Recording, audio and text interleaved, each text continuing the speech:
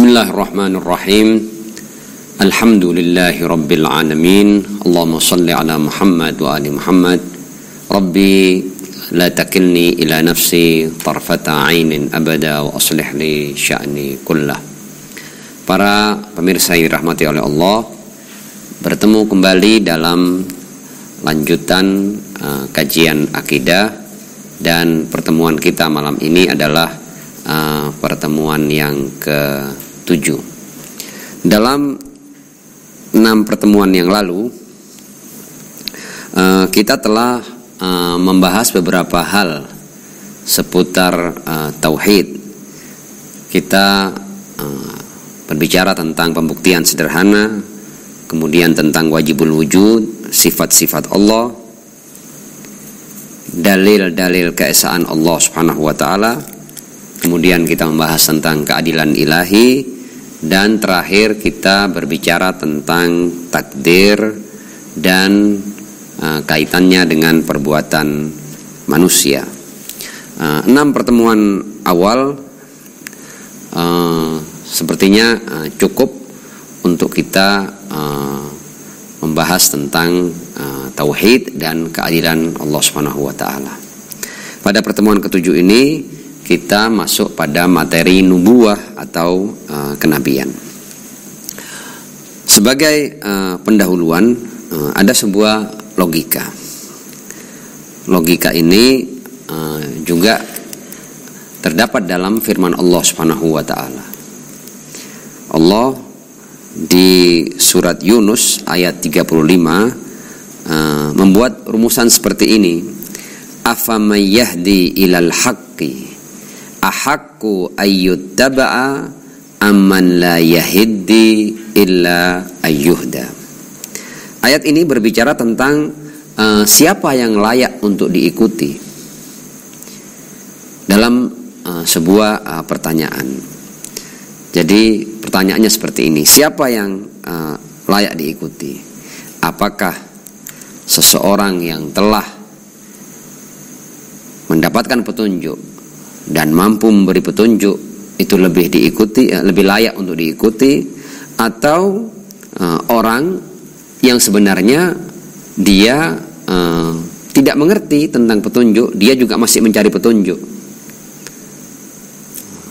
Dalam bahasa yang sederhana, yang layak diikuti apakah orang yang sudah mengerti tentang kebenaran, tentang petunjuk kebenaran, atau orang yang dia juga sebenarnya masih mencari tentang kebenaran itu. Kemudian di akhir ayatnya dikatakan, "Fama lakum kaifa tahkumun?" Bagaimana logikamu memilih siapa yang layak diikuti di antara dua orang itu?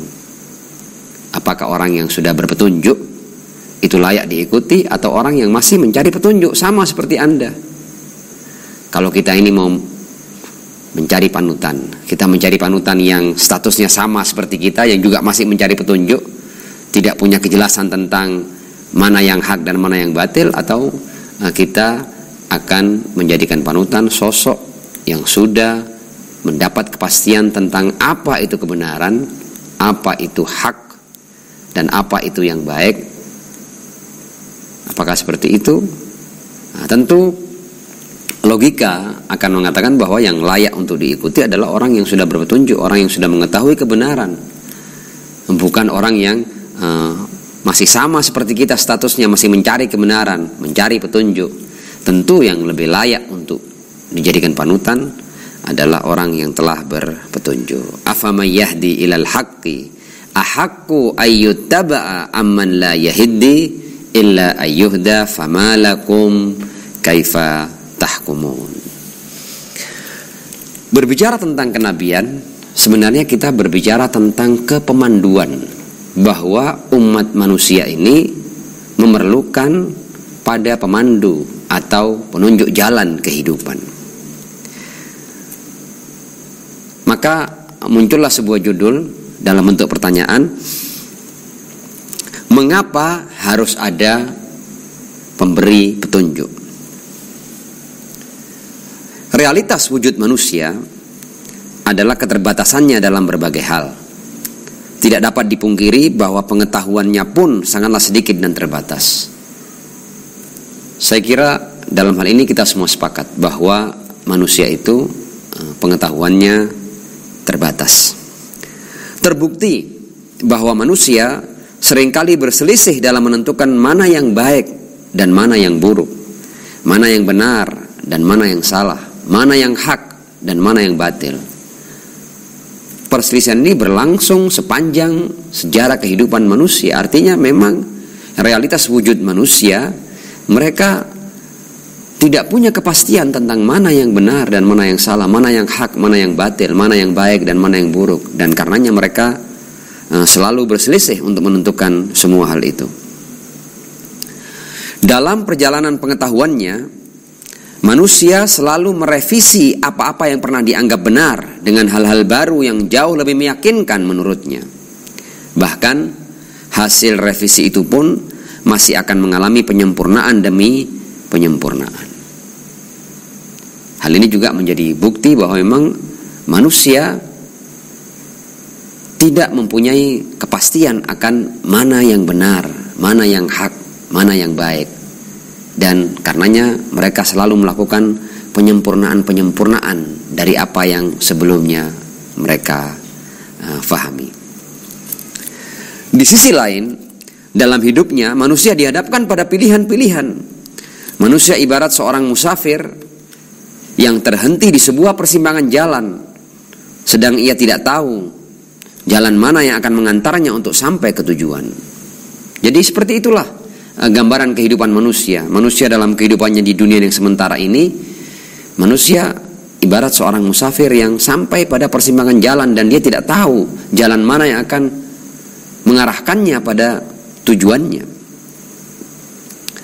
Terbukti tidak sedikit dari mereka yang hancur hidupnya lantaran pilihan yang keliru.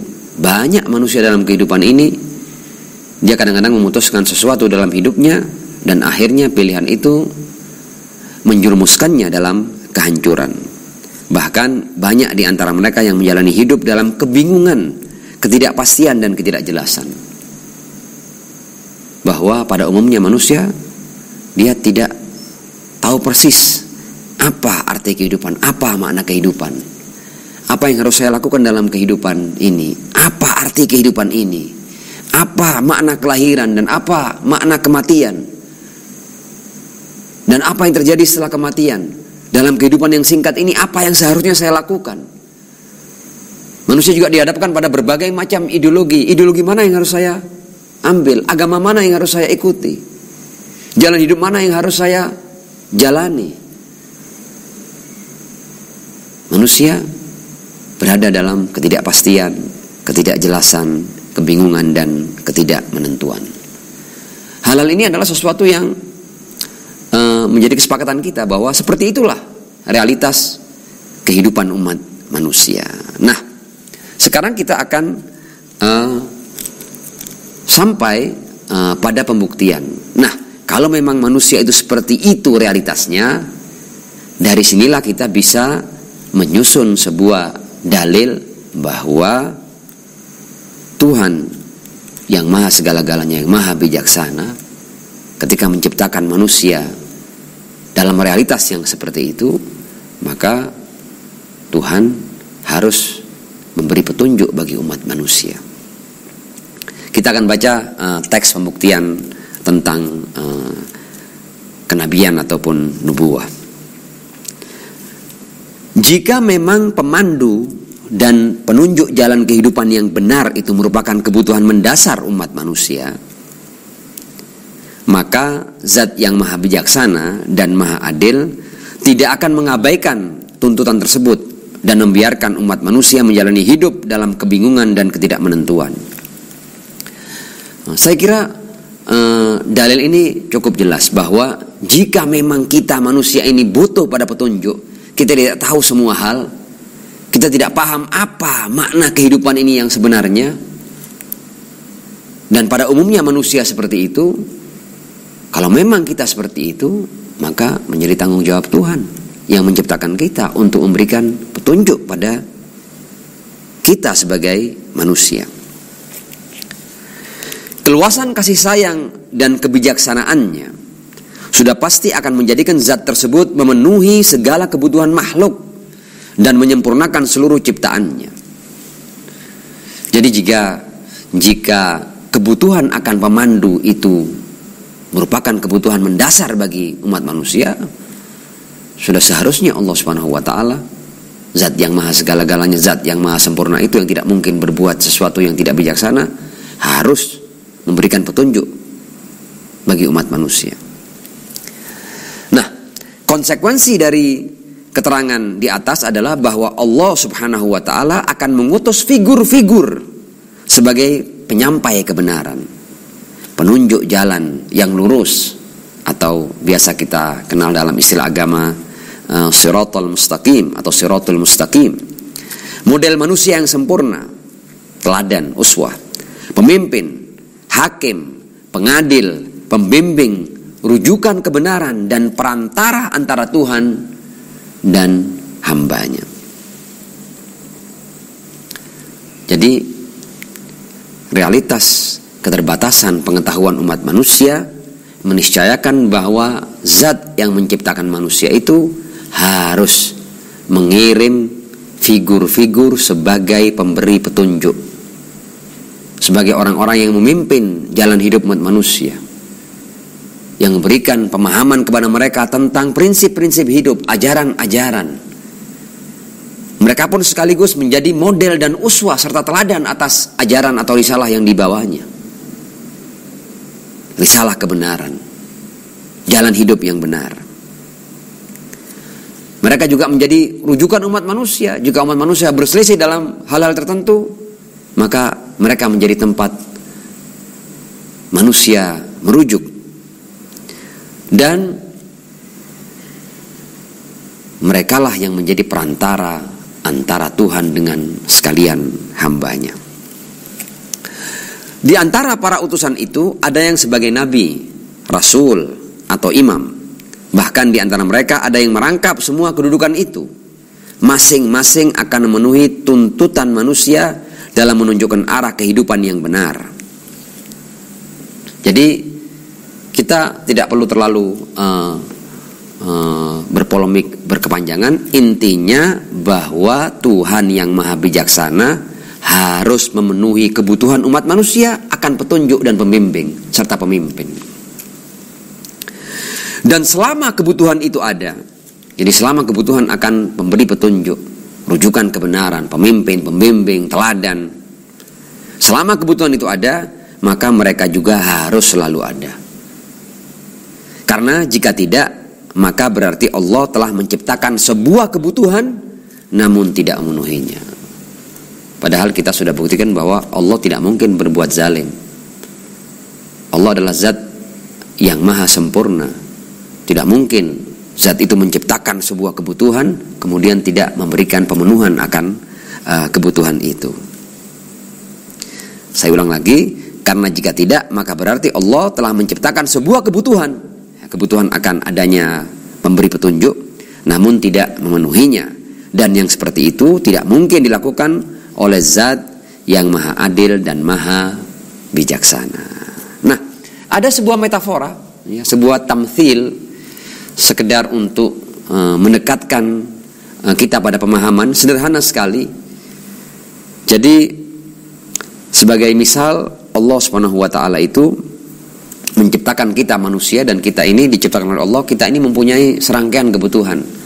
Sebagai contoh, kita butuh akan makanan, butuh akan minuman. Nah, mungkinkah Allah Subhanahu wa taala atau Tuhan itu menciptakan kita sebagai manusia dan kita punya kebutuhan yang namanya makanan dan minuman, kemudian Allah tidak menyediakan makanan dan minuman dalam kehidupan kita? Nah, kalau kebutuhan yang sangat sederhana dalam bentuk makanan dan minuman, ketika itu menjadi kebutuhan manusia dan Allah menyediakan itu, bagaimana dengan kebutuhan akan pemimpin, akan pemberi petunjuk, akan penunjuk jalan yang benar dalam kehidupan ini? Bukankah itu kebutuhan yang lebih tinggi daripada kebutuhan sekedar makan dan minum? Kalau untuk kebutuhan makan dan minum saja Allah senantiasa menyediakan makanan dan minuman dalam kehidupan dunia ini, bagaimana dengan kebutuhan manusia akan para pemberi petunjuk? Sudah barang tentu kebutuhan ini lebih tinggi nilainya daripada sekedar kebutuhan makan dan minum. Kalau makanan dan minuman saja Allah sediakan, maka sudah barang tentu Allah juga harus menyediakan, mengirim, menurunkan orang-orang yang memberikan petunjuk bagi umat manusia. Sebuah metafora. Hal ini bisa diibaratkan seperti halnya Allah menjadikan manusia sebagai makhluk yang membutuhkan makanan dan minuman, namun dia tidak menyediakan air dan sesuatu yang bisa dimakan. Apakah mungkin hal ini dilakukan oleh Allah Subhanahu wa taala? Ketika Allah tidak mungkin tidak menyediakan makanan dan minuman, sementara Ia menciptakan manusia berkebutuhan untuk makan dan minum, maka ketika manusia itu berkebutuhan untuk mendapatkan petunjuk dan bimbingan, arahan as-sirat al-mustaqim, maka sudah barang tentu Allah akan mengirim manusia-manusia yang memberikan petunjuk bagi umat manusia. Saya kira dalil di atas atau pembuktian di atas cukup jelas meskipun sederhana. Nah, kemudian kita bertanya, siapakah Nabi itu? Tentu kajian kita ini adalah kajian yang sederhana.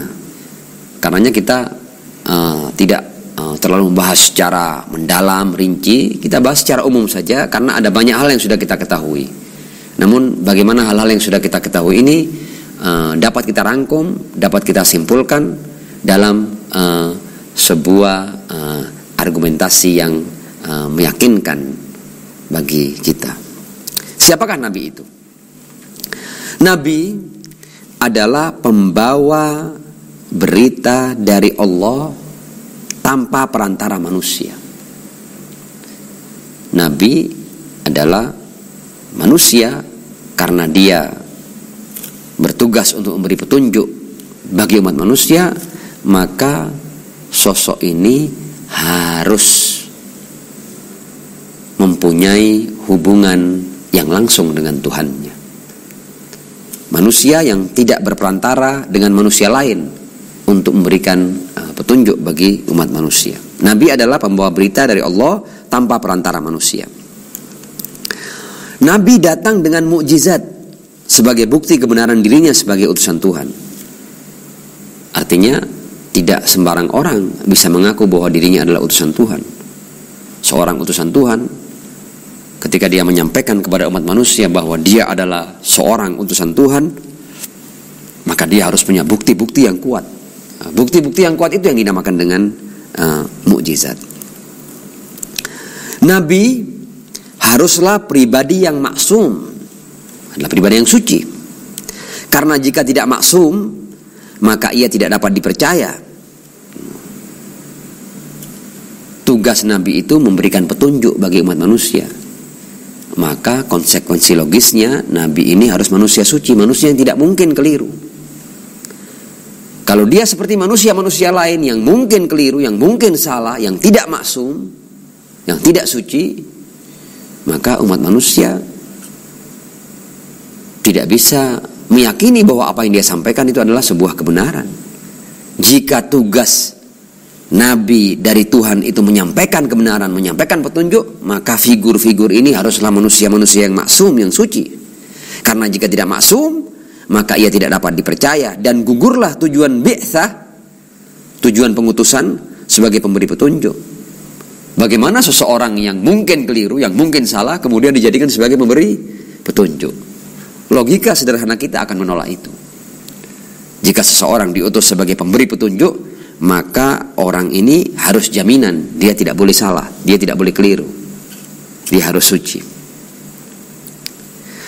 Nabi harus maksum sejak awal kelahiran hingga kematian, karena rekam jejak buruk akan menjatuhkan kredibilitas. Iya, seorang nabi atau seorang utusan Tuhan, dia bukan hanya maksum dalam menyampaikan risalah dari Allah Subhanahu wa taala, tidak, tapi dia haruslah seorang pribadi dan sosok atau figur yang sejak kelahiran hingga kematian adalah figur yang bersih, figur yang suci. Karena sebagaimana kita ketahui bahwa kita saja, manusia biasa saja, ketika kita hendak memilih seorang pemimpin, kita lihat rekam jejaknya. Pernah korupsi enggak? Pernah berbuat jahat tidak? Terlibat kejahatan atau tidak? Meskipun katakanlah sekarang dia adalah orang yang baik, tapi rekam jejak adalah sesuatu yang akan menentukan kredibilitas seseorang. Orang yang mantan pembunuh, mantan pemerkosa, mantan pencuri dan lain sebagainya, boleh saja dia bertobat dan kemudian dia menjadi orang baik, tapi untuk menjadi pemimpin, untuk menjadi figur, untuk menjadi pembawa petunjuk, dia tidak punya kelayakan. Karena pemimpin, pembimbing, rujukan kebenaran, pemberi petunjuk haruslah pribadi-pribadi yang rekam jejaknya harus bersih. Jadi Nabi harus maksum sejak awal kelahiran hingga kematian, karena rekam jejak buruk akan menjatuhkan kredibilitas. Dan seandainya Allah mengirim orang-orang yang mantan pelaku kejahatan sebagai nabinya, maka mereka tidak akan didengar, tidak akan digubris, dan tidak akan diakui oleh umat manusia. Karena nanti umat manusia akan berbicara tentang rekam jejak buruknya, akan masa lalunya, akan keburukan-keburukannya. Dan jatuhlah figur itu sebagai seorang pemimpin, apalagi sebagai seorang yang membawa risalah dari Tuhan.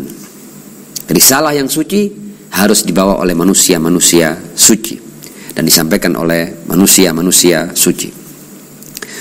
Nabi harus suci dalam kelahiran dan terlahir dari ayah-ayah dan ibu-ibu yang beriman. Jadi tidak boleh seorang nabi, mohon maaf, lahir dari hubungan perzinahan, atau lahir dari orang tua yang tidak beriman kepada Tuhan, dari ibu-ibu yang tidak beriman kepada Tuhan. Seorang nabi haruslah manusia suci dalam kelahiran dan terlahir dari ayah-ayah dan ibu-ibu yang beriman. Jadi leluhurnya harus manusia-manusia yang juga beriman. Tidak boleh lahir dari sembarang manusia, atau katakanlah lahir dari orang-orang kafir atau yang tidak beriman. Nabi harus suci dari perangai buruk, bersih dari segala aib dan kekurangan yang menyebabkan jatuhnya harkat dan martabat di hati umatnya. Oh iya, nabi yang sedianya atau para nabi yang sedianya Allah utus untuk memberikan petunjuk, membimbing, memimpin, menjadi uswah dan model, maka sosok ini haruslah sosok yang bersih dari berbagai macam perangai yang buruk, bersih dari segala aib dan cacat, dari berbagai macam kekurangan yang bisa menyebabkan jatuhnya harkat, martabat, dan kredibilitasnya di hati umat manusia. Karena itu para pembimbing atau para pemberi petunjuk ini, atau para nabi, para rasul ini haruslah orang-orang yang maksum. Karena itu masalah ismah ini atau kesucian para nabi adalah masalah yang sangat urgen. Jadi para nabi atau para utusan sebagai wakil-wakil Tuhan di muka bumi haruslah pribadi-pribadi yang maksum, agar dapat dijadikan sebagai penunjuk jalan, sebagai uswah atau teladan dan rujukan kebenaran. Karena jika tidak, maka mereka tidak akan dapat memenuhi hal-hal yang menjadi tuntutan umat manusia.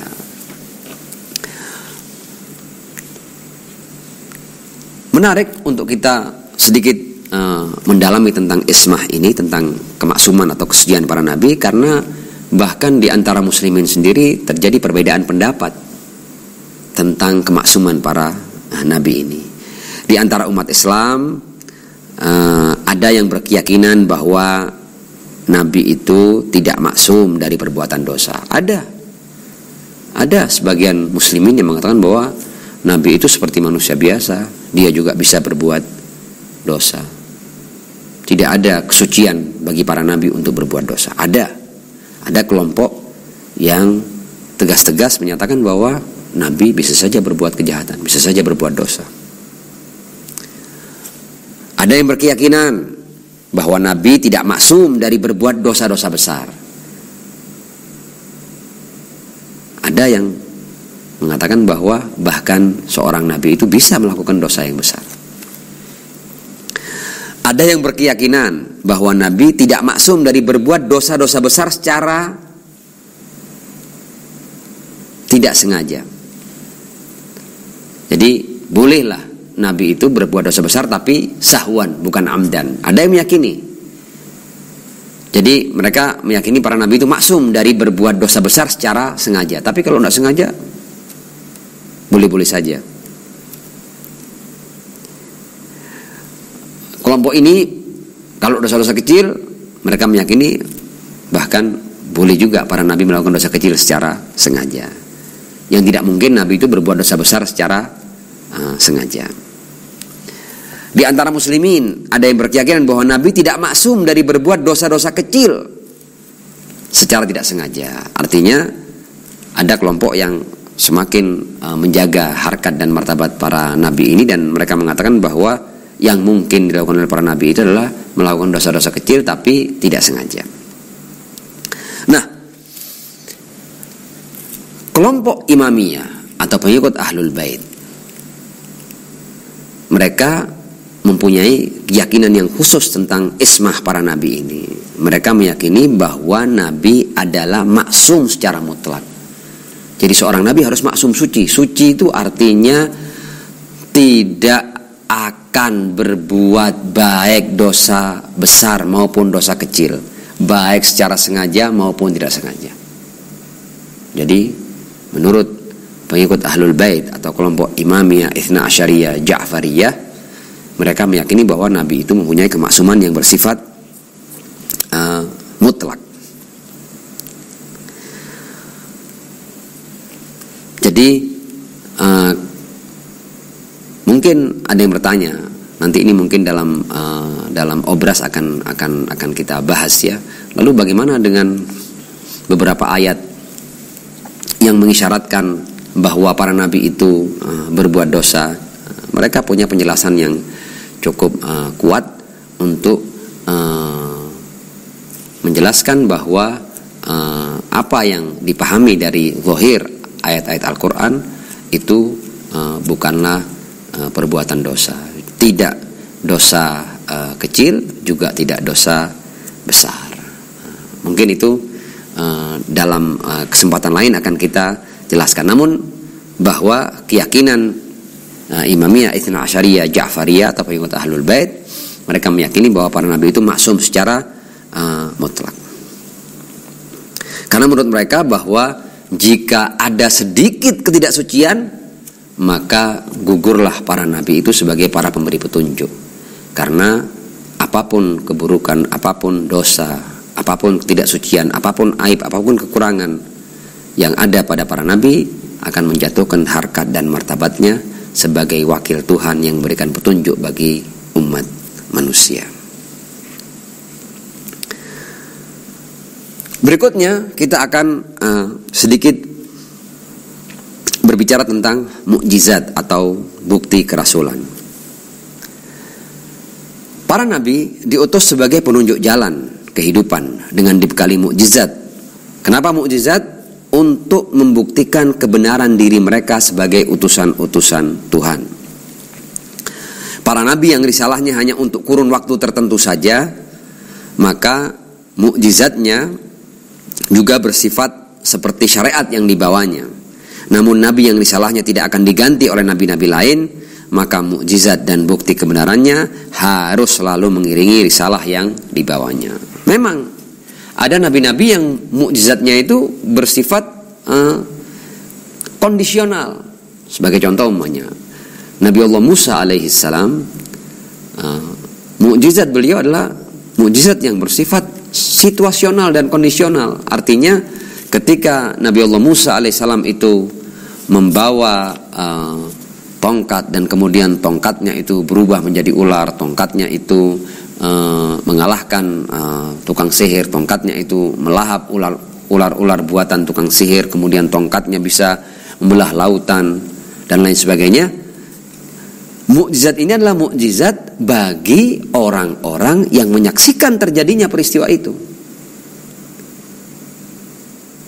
Bukan mukjizat bagi mereka yang tidak melihatnya.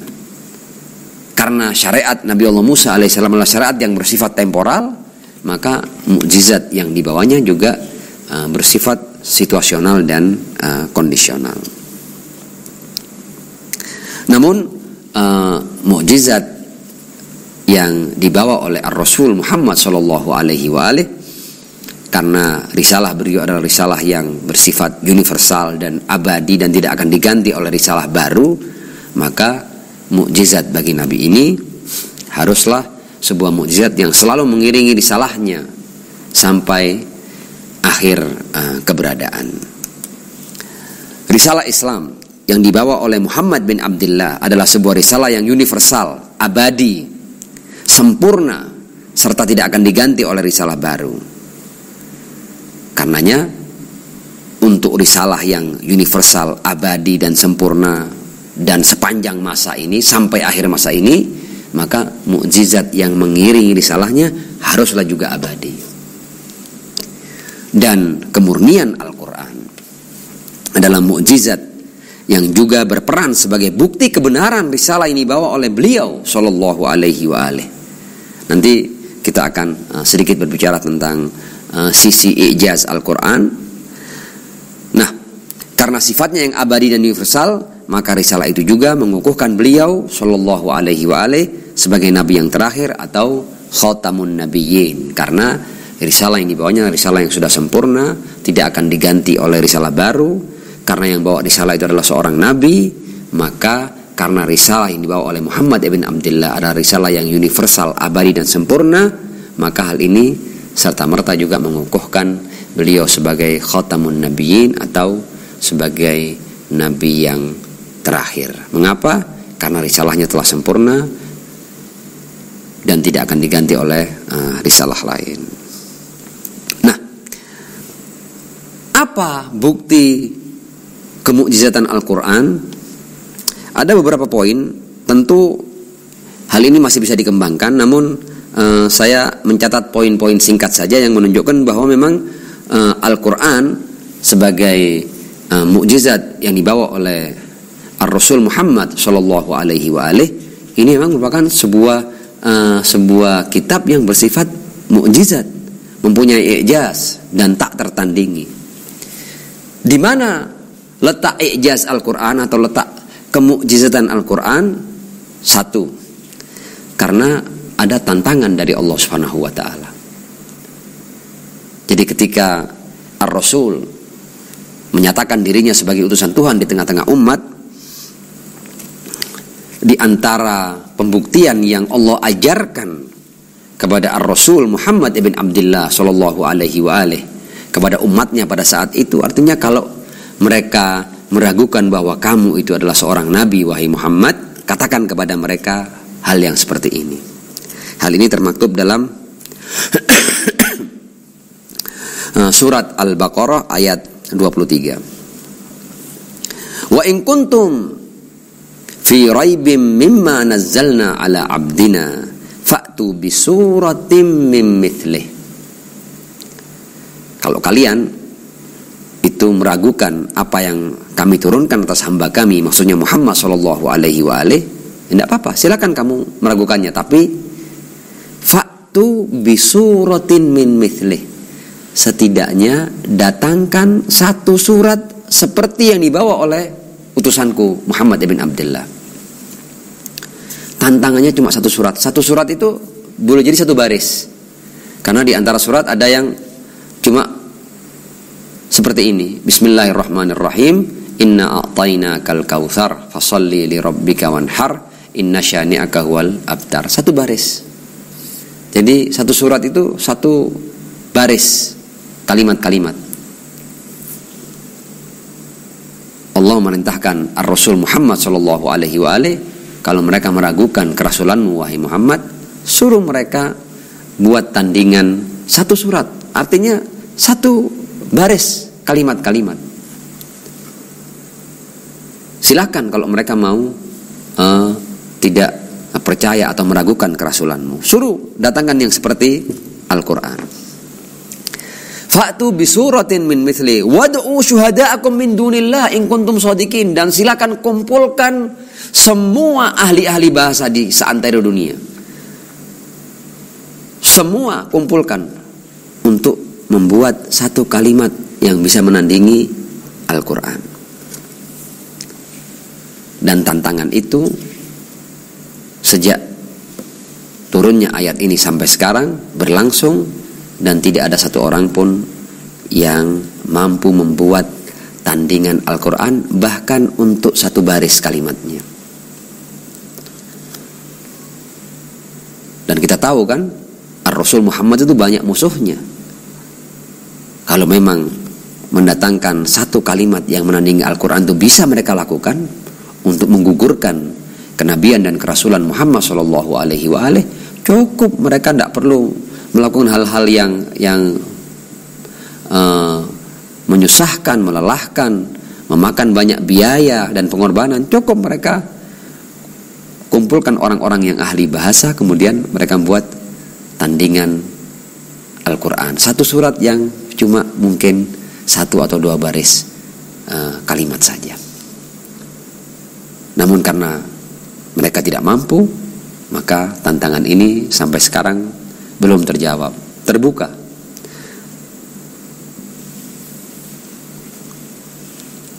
Naam.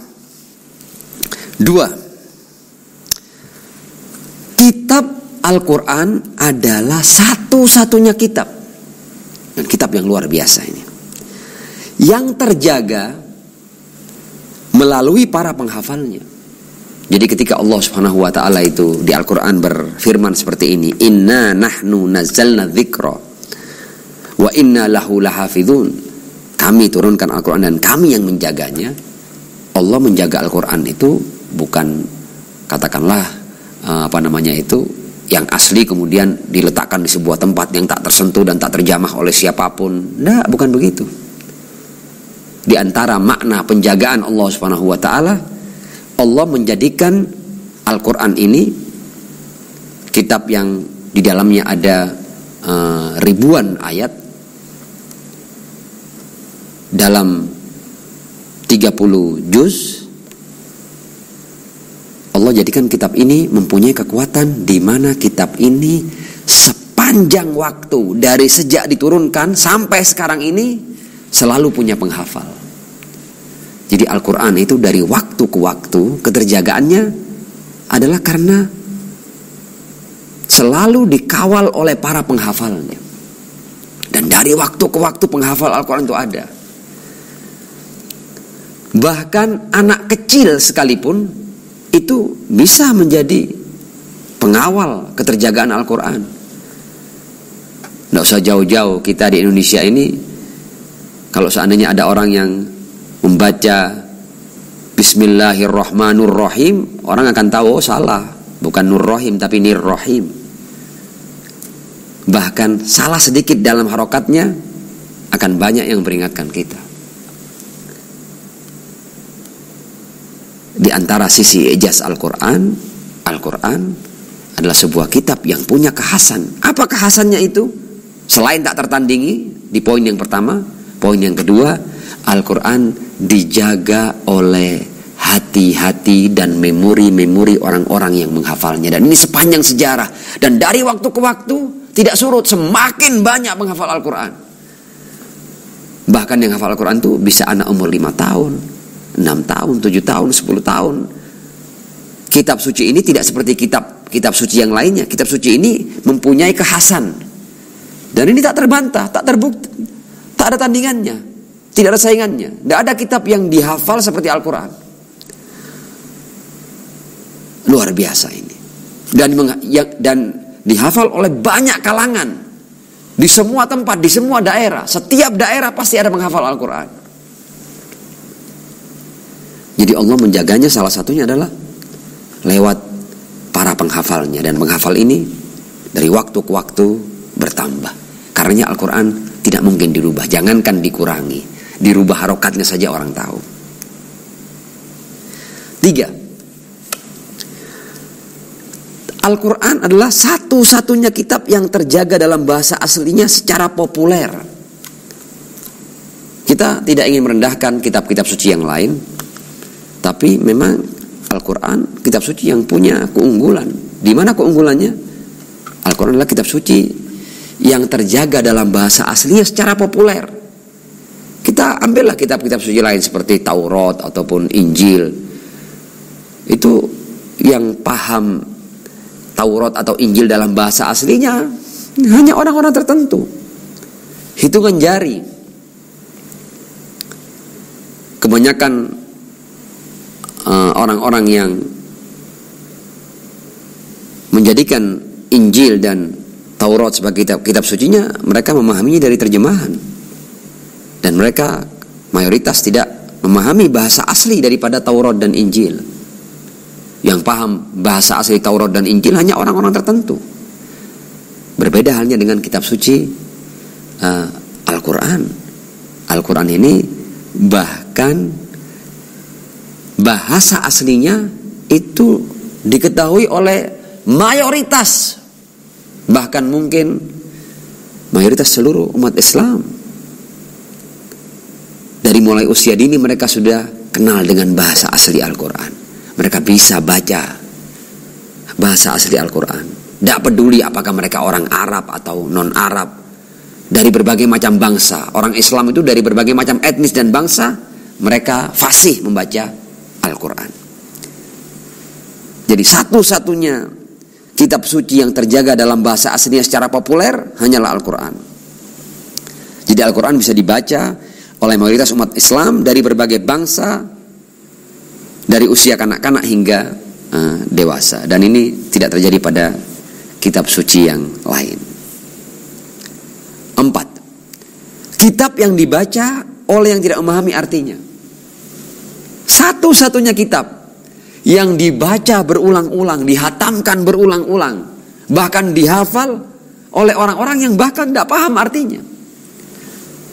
Adakah kitab lain yang dibaca berulang-ulang, dihafal keseluruhannya oleh orang-orang yang tidak paham artinya? Hanya Al-Quran yang diperlakukan seperti itu. Tidak ada kitab suci lain yang diperlakukan seperti Al-Quran. Dibaca berulang-ulang, dihatamkan berulang-ulang, dihafal. Bahkan yang menghafal ini orang-orang yang tidak paham arti daripada Al-Quran. Kitab yang paling sering dibaca, kitab yang paling sering dihatamkan, tidak ada kitab yang lebih sering atau lebih sering dihatamkan dan lebih sering dibaca melebihi Al-Quran. Memang itu keunggulan. Allah letakkan mukjizat dalam kitab ini. Kitab ini tidak ada duanya, tidak ada tandingannya. Penghafal Al-Quran itu bisa anak umur 5 tahun. Seluruh Al-Quran yang terdiri dari 30 juz dihafal oleh anak umur 5 tahun. Dihafal oleh anak umur 6 tahun, 7 tahun, 10 tahun. Tidak ada kitab suci yang diperlakukan seperti ini, atau yang mendapatkan perlakuan seperti ini, atau yang punya daya tarik seperti ini. Tidak ada. Silakan Anda cari dari agama lain orang yang hafal kitab sucinya usianya 5 tahun umumnya. Silakan cari.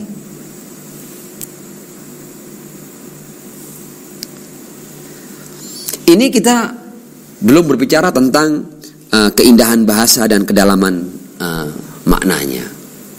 Nanti di akhir kalau memang ada waktu, saya akan sampaikan sebuah cerita. Namun sebelum penutup, izinkan saya membaca beberapa ayat seputar nubuah ataupun kenabian. Di dalam surat An-Nahl ayat 36 disebutkan, walaqad ba'atsna fi kulli ummatin rasulan, dan kami telah utus pada setiap umat itu seorang rasul, dan yang di risalah ini dibawa oleh mereka adalah ani'budullah wajtanibut taghut, menyembahlah kepada Allah dan jauhilah taghut. Faminhum man hadallah wa minhum man haqqat alaihi dhalalah. Ketika para nabi ini diutus, ada yang kemudian menerima dakwahan para nabi, ada yang kemudian memilih untuk tetap dalam kesesatan mereka. Fasiru fil ardi fanzuru kaifa kana akibatul mukadzibin. Kita diminta untuk berjalan di muka bumi, dan kita diminta untuk mengambil pelajaran dari akibat buruk yang diterima oleh orang-orang yang mendustakan para nabi atau para utusan Tuhan. Di surat Yunus ayat 74 dikatakan, "Tsumma ba'atsna min ba'dihi rusulan ila qaumihim." Setelah Nabi Nuh, kami utus rasul-rasul kepada kaum-kaum mereka, faja'uhum bil bayyinat. Para nabi itu datang dengan keterangan-keterangan yang jelas. Fama kanu liyu'minu bima kadzdzabu bih min qabl kadzalika nadba'u ala qulubil mu'tadin. Dan memang para rasul atau para nabi ini dihadapkan pada umat-umat yang mendustakan dakwahan dan ajakan mereka. Di surat Al-Jumu'ah disebutkan, huwallazi ba'atsa fil ummiyina rasulan minhum.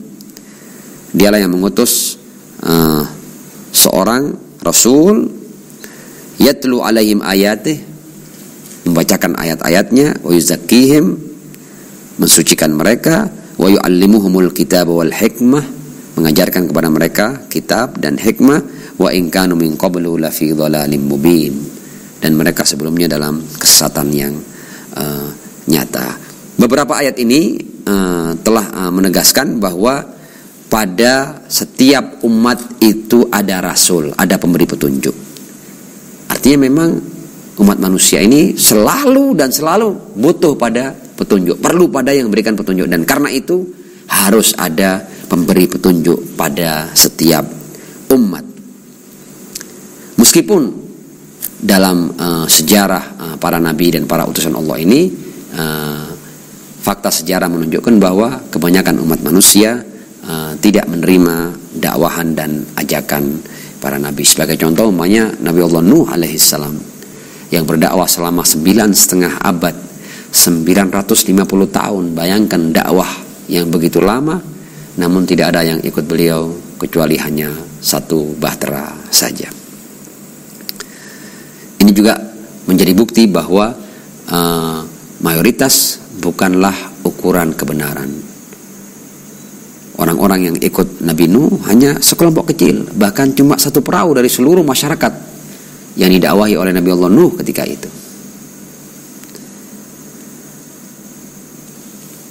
Di akhir, saya akan menyampaikan sebuah cerita seputar Al-Quran. Cerita yang cukup menarik, cerita di mana Al-Imam Ja'far As-Shadiq alaihissalam ketika menghadapi beberapa orang yang hendak, ahli-ahli sastra ini, yang hendak membuat tandingan bagi Al-Quran.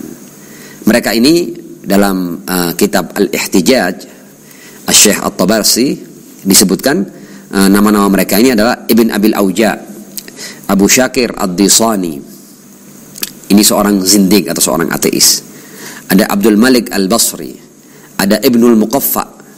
Ketika itu mereka berkumpul di Baitullah di Mekah, dan mereka mulai mengejek, mencibir orang-orang yang melakukan ibadah haji dan juga melecehkan Al-Quran.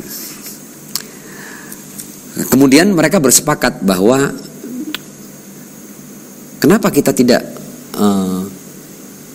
menghancurkan Al-Quran yang dibawa oleh Muhammad ini. Ayo kita buat tandingannya. Kita buat yang seperti Al-Quran. Mungkin kamu 1/4-nya, aku 1/4-nya. Nanti kita tahun depan kumpul lagi di sini, kita tunjukkan Quran atau sebuah kitab yang menjadi tandingan Al-Quran agar hancur risalah yang dibawa oleh Muhammad bin Abdullah ini. Mereka sepakat untuk masing-masing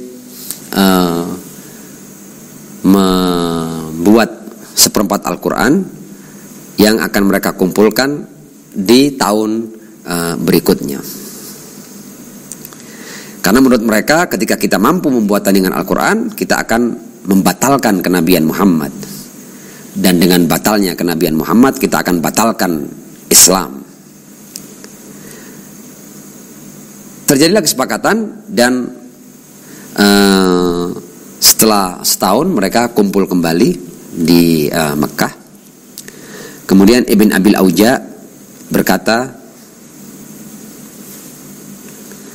Amma ana famufakkirun mundhuf tarakna fi hadhil ayah falamma stai'asu minhu khalasu najiyya. Kata Ibn Abil Auja, ketika aku berpisah dari kalian dan aku berencana untuk membuat tandingan Al-Quran, buat seperempat Al-Quran ini, aku berhenti merenungkan ayat ini. Falamma stai'asu minhu khalasu najiyya. Aku melihat bahwa kalimat ini sastranya luar biasa tinggi. Aku bahkan tidak mampu untuk menambahkan sesuatu pada ayat ini atau membuat duplikatnya. Otakku tersedot untuk memikirkan keindahan susunan kata daripada ayat ini, dan selama berbulan-bulan aku berpikir tentang kedalaman makna daripada ayat ini. Falamma stai'asu minhu khalasu najiyya. Kemudian yang lain, ini adalah Ibn Abil Auja. Yang lain, Abdul Malik, dia berkata, wa ana mundhu faraktukum mufakkirun fi hadhil ayah. Sama juga, aku juga terjerat pada ayat ini ketika aku berpisah dari kalian, sehingga aku tidak bisa buat apa-apa. Ayat apa itu? Ya ayuhan nas, duriba mathalun fastami'u lah. Wahai umat manusia, telah diberikan sebuah contoh, maka dengarlah contoh ini. Innal ladzina, sesungguhnya innal ladzina tad'una min dunillah, hal-hal yang kalian sembah atau yang kalian berdoa kepada hal-hal itu, min dunillah, selain Allah. Jadi Tuhan-Tuhan selain Allah ini dalam ayat ini dikatakan la yakhluqu dzubaban wala bijtama'u lah. Tuhan-Tuhan yang disembah selain Allah itu, seandainya Tuhan-Tuhan itu disuruh kumpul, bahkan mereka tidak mampu menciptakan seekor lalat. Wa iyaslubhumudz dzubabu syai'an, dan seandainya lalat itu hinggap pada makanan mereka atau sesuatu yang dimiliki oleh mereka, dan lalat mengambil sesuatu dengan ujung mulutnya yang kecil, sesuatu dari makanan mereka, wa iyaslubhumudz dzubabu syai'an la yastanqidhuhu minhu, mereka tidak bisa merebut kembali apa yang telah diambil oleh seekor lalat yang lemah itu. Dha'ufat talib wal matlub. Ketika begini, maka betapa lemahnya orang yang meminta dan yang diminta. Jadi Tuhan-Tuhan palsu selain Allah itu seperti ini. Mereka bahkan ketika berkumpul tidak mampu menciptakan seekor lalat. Dan kalaupun mereka nak menciptakan, kalau sesuatu dari makanan mereka atau minuman mereka diambil oleh lalat, mereka tidak mempunyai kemampuan untuk mengambilnya kembali. Kemudian Al-Quran membuat kalimat seperti ini, dha'ufat talib wal matlub. Sama lemahnya yang menyembah dan yang disembah. Kata Abdul Malik, keindahan sastra ayat ini dan kedalaman maknanya membuatku tidak berdaya untuk menuliskan kalimat-kalimat yang sedianya aku peruntukkan sebagai tandingan bagi Al-Quran. Kemudian Abu Syakir, orang ketiga, dia mengatakan bahwa wa ana mundu faraktukum mufakkirun fi hadhil ayah. Sama, aku juga habis berpisah dari kalian, aku terjerat dengan ayat ini. Ayat apa itu? Lau kana fihi ma'alihatun illallah la fasadata. Seandainya ada Tuhan-Tuhan lain selain Allah, maka sistem keberadaannya akan hancur. Lagi-lagi aku tidak berdaya menghadapi keindahan bahasa dan kedalaman makna dan kuatnya logika ini, bahwa memang benar kalau seandainya ada dua pemegang kekuasaan saja di dunia ini, maka hancur dunia ini. Pernah kita contohkan, seandainya Tuhan A hendak menerbitkan matahari dari barat, kemudian Tuhan B menerbitkan matahari dari timur, maka hancurlah sistem keberadaan. Seandainya Tuhan A menghendaki bumi itu berputar ke arah kanan, kemudian Tuhan B menghendaki bumi berputar ke arah kiri, maka hancurlah tatanan keberadaan. Betapa luar biasanya ayat ini. Bahasanya indah dan maknanya sangat mendalam. Lau kana fihi ma'alihatun illallah la fasadata. Seandainya di langit dan bumi ada Tuhan-Tuhan selain Allah, maka hancurlah langit dan bumi. Lam agdar alal ityan bimithliha. Aku tidak mampu buat yang seperti ini, kata Abu Syakir. Kemudian yang terakhir, Ibnul Muqaffa, ya qaum, inna hadzal Qur'an laisa min jinsi kalamil bashar. Ya, ternyata memang Al-Qur'an ini bukan kalimat-kalimat yang keluar dari manusia biasa. Wa ana mundu faraktukum mufakkirun fi hadhil ayat. Sama juga, ketika aku berpisah dari kalian, aku juga terjerat oleh ayat ini. Ayat apa itu? Wa qila ya ardu bla'i ma'aki wa ya sama'u aqli'i wa ghidal ma' wa qudiyal amr wastawat 'alal judi wa qila bu'dan lil qaumidz zalimin.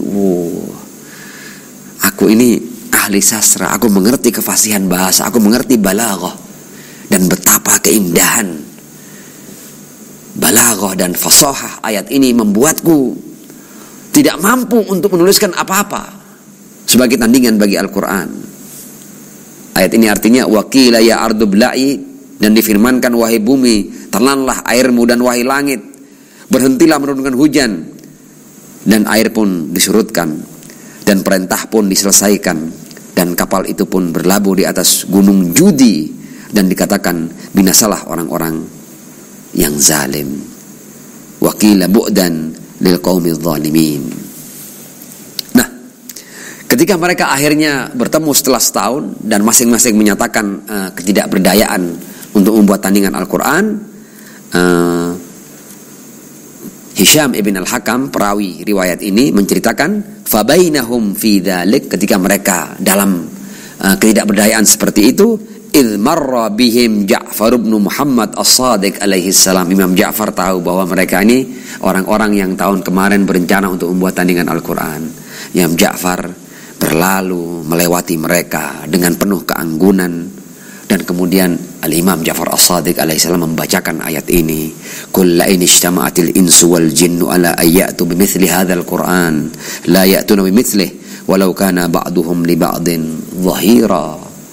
Kata Imam Ja'far, ayat ini artinya seperti ini, katakan seandainya, jangankan kamu 4 orang, kepala 4 orang, seandainya seluruh bangsa jin dan manusia berkumpul, seluruhnya berkumpul dari awal hingga akhir, sak nabi-nabinya suruh kumpul, qul la in ijtama'atil insu wal jinnu ala ayyatu, dan mereka berkumpul dalam rangka mendatangkan yang seperti Al-Quran, la ya'tuna bimithlihi, mereka tidak akan mampu mendatangkan yang sepertinya, meskipun mereka saling bantu-bantu dalam mewujudkan sesuatu yang menandingi Al-Quran. Ketika Imam Ja'far melewati 4 orang tadi ini dan menggumamkan ayat ini, fanadharul qaum ba'duhum ila ba'd, mereka saling pandang, waqalu, dan mereka berkata, la in kana lil islami haqiqah lamantahat amru wasiyati Muhammad illa ila Ja'far ibn Muhammad, wallah ma ra'aynahu qad illa habnahu wa sya'arrat juluduna li haibatih thumma tafarraqu muqirrina bil ajz. Kata orang-orang ini, mereka berkata, seandainya dalam Islam itu ada kebenaran, maka kebenaran Islam tidak akan berakhir kecuali dengan kepemimpinan Ja'far ibn Muhammad. Jadi wasiat Rasulullah tidak akan berakhir kecuali pada orang ini, Ja'far ibn Muhammad. Mengapa? Demi Allah, kata mereka, kita tidak pernah melihatnya kecuali kita dibuat ciut oleh haibah dan karismanya. Waqsha'arrat juluduna, dan bulu kuduk kita berdiri. karena haibah dan karismanya.